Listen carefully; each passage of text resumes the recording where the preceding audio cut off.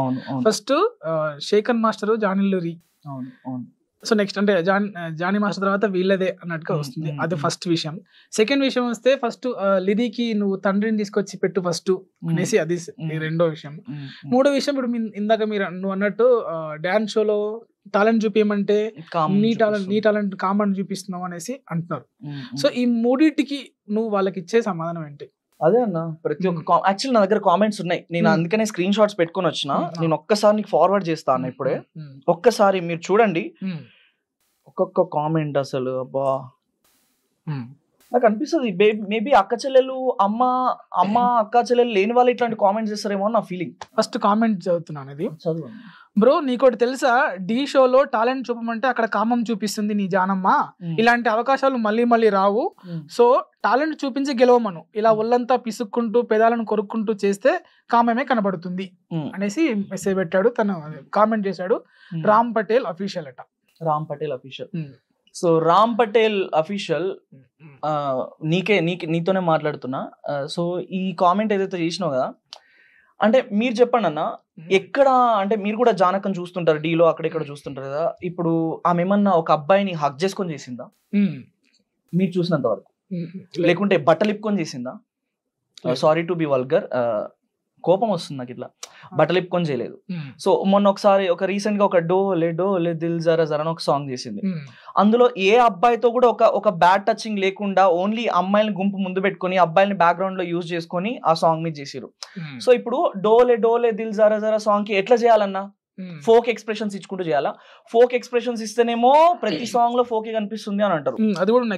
So Dole song కి ఎట్లా ఇస్తారు ఎక్స్ప్రెషన్స్ మీరు చెప్పండి. ఇప్పుడు మనం డోలే సాంగ్ చూస్తుంటే మంచిగా పల్లెటూరు ఆమె లెక్క లంగవని వేసుకొని కాళ్ళకి గజ్జలు పెట్టుకొని చేతికి ఏమంటారు లబ్బర్ గాజులు వేసుకొని మంచిగా కొప్పు నిండా మల్లెపూలు పెట్టుకొని కనకాంబరాలు పెట్టుకొని మంచిగా కుంకుమ పెట్టుకొని అమ్మవార్ల కుంకుమ పెట్టుకొని మంచిగా బతుకమ్మకి రెడీ అయినట్టు మంచిగా అట్లా వేసుకొని చేయాలా?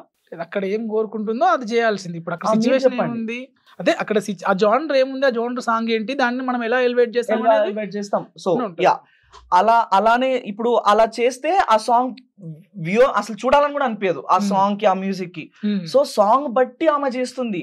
అండ్ ఇంకోటి ఆమె ప్రొఫెషనే అదన్న. ఆ ప్రొఫెషన్ లో ఉన్నప్పుడు ఆమె ప్రొఫెషన్ కి ఆమె న్యాయం చేయకపోతే ఇప్పుడు ఆ సాంగ్ చేసేందుకు ఇంకా.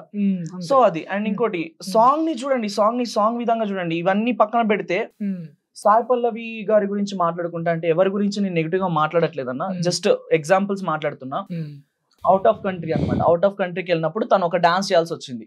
సో ఆ డాన్స్ చేసింది. డాన్స్ నేమ్ ఏదో ఉంటది, నాకు కూడా అంత ఐడియా లేదు. I have saved that video, నేను మీకు పంపించాను ఇంతకు ముందే. So if possible I dream వాళ్ళకి నేను రిక్వెస్ట్ చేస్తున్నా, ఆ వీడియో ఒక్కసారి ప్లే చేయండి. నేను ఆల్రెడీ అన్నకు పంపించాను. సో ప్లే చేయండి అన్న ఒకసారి. సో అక్కడ సాయి పల్లవి గారు చెప్పింది ఏంటంటే చూసే విధానం ఏదైతే ఉందో అది మనకి ఇంపార్టెంట్. సో అది మీరు చూసే విధానం బట్టే ఉంటది. మీరు తేడాగా చూస్తే అది తేడానే కనిపిస్తుంది. మీరు మంచి పాయింట్ ఆఫ్ వ్యూ లాగా చూస్తే అది మంచిగానే కనిపిస్తుంది. సో చూసే విధానం బట్టి ఉంటది. సో అలా పెద్ద యాక్టర్సే సాంగ్ కి తగ్గట్టు ఎక్స్ప్రెషన్స్ ఇచ్చుకుంటూ అలా ఇలా చేస్తారు. సో వై ఓన్లీ జానులీరి? ఎందుకు జానులీరిని టార్గెట్ ఇట్లా కామెంట్స్ చేస్తున్నారు? అంటే ఆ వీడియో నేను కూడా చూసారా? దాంట్లో తను ఏమంది అంటే, ఇప్పుడు వాళ్ళు ఇక్కడికి వచ్చినప్పుడు ఫారినర్స్ ఇక్కడికి వచ్చినప్పుడు మన సాంప్రదాయ దుస్తులు కట్టుకొని చేస్తారు. అది కంపల్సరీ చేయాల్సింది. సో మనం అక్కడ పోయినప్పుడు వాళ్ళ సాంప్రదాయ దుస్తులు ఉన్నాయి, వాళ్ళైతే అటైర్ ఉంటుందో ఆ అటైర్ లో చేయాలి కంపల్సరీ.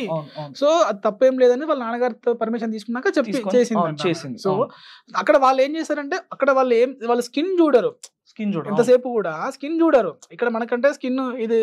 సో ఇక్కడ తెలుగు మన సాంప్రదాయాలు కనుక చూస్తాను కానీ అక్కడ పర్టికులర్ చూడరు. వాళ్ళు ఏదైతే చేస్తున్నారో అదే డాన్స్ చూస్తారనేసి అక్కడ ఆమె క్లారిఫికేషన్. స్టైల్ ని మాత్రమే చూస్తారు, ఏం బట్టలు వేసుకుంది లేకపోతే ఎట్లా ఎక్స్ప్రెషన్స్ ఇస్తుంది అదేం చూడరు. సో చూసే విధానం బట్టి ఉంటది అన్న. మనం కూడా చూసే విధానం బట్టే ఉంటది బ్రో.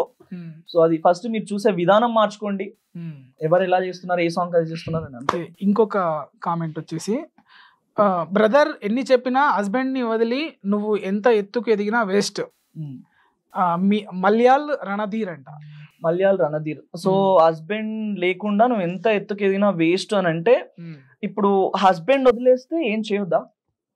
వర్క్ చేసుకోవద్దు, పోనీ తన ప్రొఫెషన్ గా వెళ్ళొద్దు, ఏం చేయాలన్నా మరి?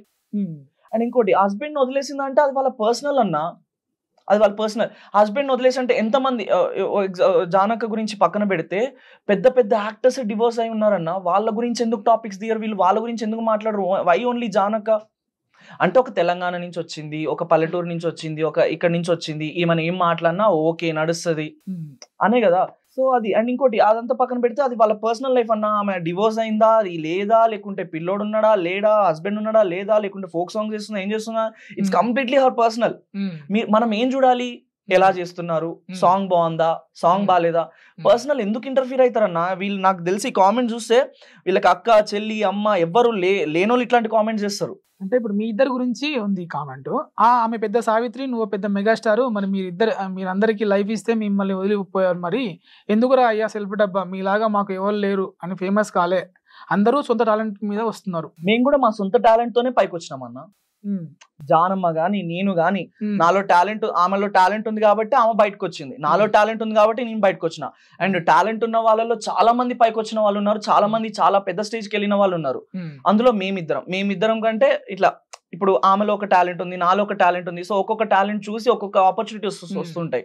సో అంతే. ఇప్పుడు మాకు టాలెంట్ ఉంది, మీకు టాలెంట్ లేదని మేము ఎక్కడా ప్రచారం చేయలేదు. అండ్ ఇన్ఫాక్ట్ ఇవన్నీ పక్కన పెడితే జానక్క సైడ్ డాన్సర్ని హీరోలుగా, సైడ్ డాన్సర్లని హీరోయిన్లుగా చేసి ఫోక్ సాంగ్స్ లో మెయిన్ లీడ్ పెట్టి చేసిన రోజులు కూడా ఉన్నాయి. మరి ఇవెవరు మాట్లాడరే? మంచి ఎవరు మాట్లాడరే? అంతే కదన్నా. సావిత్రి, చిరంజీవి అని కాదు కానీ ఎవరి టాలెంట్ వాడిది. టాలెంట్ ఉంటే డెఫినెట్ గా పైకి వస్తారు. ఆ టాలెంట్ ని మనం కరెక్ట్ గా ఎక్కడ యూజ్ చేయాలి అనేది మనకు తెలిసి ఉండాలి. అంతే. ఎవరికి వాళ్ళ హీరోలు. అంతే. సావిత్రి, చిరంజీవి కాకుండా ఎవరికి వాళ్ళ హీరోలు. అంతే. నీ రంగంలో నువ్వు హీరో, అంతే. వాళ్ళ రంగంలో వాళ్ళ హీరో. సో నెక్స్ట్ ఇంకా నువ్వు నాట్ ఓన్లీ ప్రొఫెషనలే కాదు, పర్సనల్ కూడా చేస్తున్నారు. పర్సనల్ కామెంట్స్ కూడా చేస్తున్నారు. సో దానికి కూడా నువ్వు క్లారిఫికేషన్ ఇవ్వు. అరే దాన్ని వాళ్ళ పిల్లగానికి తండ్రిని తెచ్చి పెట్టమని చెప్పురా అనేసి అన్నాడు దశరథ్ వీరమల్లాల. కామెంట్ పెట్టడం ఎందుకన్నా? వాళ్ళని చేయమను కదా. వాళ్ళని ఒకవేళ జానక ఇట్లాంటి సెలబ్రిటీని కలవడం కొంచెం ఇబ్బంది కాబట్టి ఒక కెమెరా పెట్టుకొని మాట్లాడండి. వాళ్ళ ఎవరైతే ఉన్నారో, ఎవరైతే వాళ్ళు ఇద్దరు విడిపోయారు కదా, వాళ్ళతో వెళ్ళి పర్సనల్ గా మాట్లాడండి, కలపండి. అరే వాళ్ళకే లేదన్న ప్రాబ్లం. అన్న వదిలేసి అన్న లైఫ్ అన్న చూసుకుంటున్నాడు, ఆమె వదిలేసి ఆమె లైఫ్ ఆమె చూసుకుంటుంది. సో వాళ్ళకి ఇద్దరికి మధ్యలో ఏ క్లాషెస్ అయినా ఎవరికి ఒక క్లారిటీ లేదు. పోనీ వాళ్ళ లైఫ్ ను తెచ్చి సోషల్ మీడియాలో పెట్టి సో రీజన్ వల్ల నేను వదిలేసాను, సో రీజన్ వల్ల నేను వదిలేసాను క్లారిటీ ఇస్తే ఎవరిది తప్పు ఎవరిది రైట్ అని తెలుస్తుంది. అక్కడ అసలు వీళ్ళకి కింద తెలియదు, మీద తెలియదు, లోపల తెలియదు, బయట తెలియదు. పిచ్చి పిచ్చి కామెంట్స్ అన్ని పెట్టేస్తారు. సో వాళ్ళని ఇప్పుడు పిల్లని తెచ్చి పెట్టమంటే అది వాళ్ళ పర్సనల్ అన్న. వాళ్ళు ఎట్లుంటారు, వాళ్ళు ఎట్లా ఉండరు కలిస్తే అనేది అది వాళ్ళ పర్సనల్. ఎంతసేపు ప్రొఫెషనల్ లైఫ్ చూడాలి కానీ పర్సనల్ వెళ్ళడం ఎందుకు? ఫస్ట్ ఆఫ్ ఆల్ ఒకవేళ ఇప్పుడు ఇది కూడా నీకు సంబంధించే పెట్టాడు కామెంట్ బాను సుతారి అంట. ఓకే, ఒకవేళ జాను జిలిరి నీకు సపోర్ట్ చేయకపోతే నీ ఫీలింగ్ ఏంటి? జానులిరి సపోర్ట్ చేయకపోతే నా ఫీలింగ్ ఏంటి? నా ఫీలింగ్ ఒకవేళ నాలో టాలెంట్ లేకపోతే సపోర్ట్ చేయకపోయేవాళ్ళేమో. టాలెంట్ ఉంది కాబట్టే సపోర్ట్ చేస్తారు ఎవరన్నా. సో అది కూడా చెప్పొచ్చు. అంటే మీ ఇద్దరు ఫస్ట్ ఎట్లా పరిచయం అయింది అని కూడా చెప్పొచ్చు. అదే. ఇప్పుడు నేను ఒకప్పుడు అక్క ఏవైతే నాకు నచ్చి నేను అక్క పక్కన రీల్ చేసేవాడిని. యాక్చువల్లీ స్టార్టింగ్ లో అక్క డ్రెస్సింగ్ స్టైల్ అంటే నాకు చాలా ఇష్టం. బేసిక్ గా నేను చాలా ఇంటర్వ్యూలో చెప్పినాను, నాకు ఇట్లా కొన్ని క్వాలిటీస్ అమ్మాయిలో నాకు చాలా ఇష్టం. Like long hair, like traditional attire, లంగా ఓని, లైక్ జ్యువెలరీ, అలాంటి అమ్మాయిలు అంటే చాలా ఇష్టం అనమాట. సో అందులో జానక కూడా నాకు చాలా ఇష్టం. అంటే వేరే విధంగా కాదు, నాకు అమ్మ అక్కలా అనే ఆ పాయింట్ ఆఫ్ వ్యూలోనే చాలా ఇష్టం అనమాట. నాకు వచ్చే వైఫ్ ఇలా రావాలి అని నాకు అట్లుండే. సో అదే నాకు నచ్చి అక్క పక్కన బాగా డ్యూయట్స్ చేసేది టిక్ టాక్ లో. సో చేస్తే అక్కకి నా స్టైల్ నచ్చి అరే బాగా వేస్తున్నాడు తమ్ముడు, మంచి టాలెంట్ ఉందని చెప్పేసి నన్ను పిలిపించి సాంగ్ ఇవ్వడం జరిగింది. సో నేను ఒకవేళ నాలో టాలెంట్ లేకపోతే ఎవరు ఇయ్యరు కదా. సో టాలెంట్ ఉంది కాబట్టే సపోర్ట్ చేసింది. సో నాకనే కాదు, చాలా మందికి సపోర్ట్ చేసింది, చాలా మందికి సపోర్ట్ చేస్తారు కూడా. టాలెంట్ ఉన్న వాళ్ళు అందరూ పైకి వస్తారు. డాన్సింగ్ అంటే అన్ని రావాలి కానీ ఈమెకు ఫోక్ మాత్రమే వస్తాయి. మీరు యాక్చువల్లీ ప్రాబ్లం ఏంటంటే జానక రెగ్యులర్ గా ఫోక్ డాన్స్ చేస్తుంది అన్న. రెగ్యులర్ గా ఫోక్ డాన్స్ చేస్తుంది అని చూసే మనం రెగ్యులర్ గా ఆమెనే చూస్తుంటాం. యూట్యూబ్ ఓపెన్ చేస్తే ఫస్ట్ వచ్చేవి జానకవే వస్తాయి. ఎక్కడో కొన్ని వేరే వాళ్ళు వస్తాయి కానీ మ్యాక్స్ జానకవే వస్తాయి. ఆమెను మనం డైలీ మార్నింగ్ లేవంగానే యూట్యూబ్ ఫోక్ సాంగ్స్ పెట్టగానే ఫోక్ సాంగ్స్ లో ఆమె కనిపిస్తుంది కాబట్టి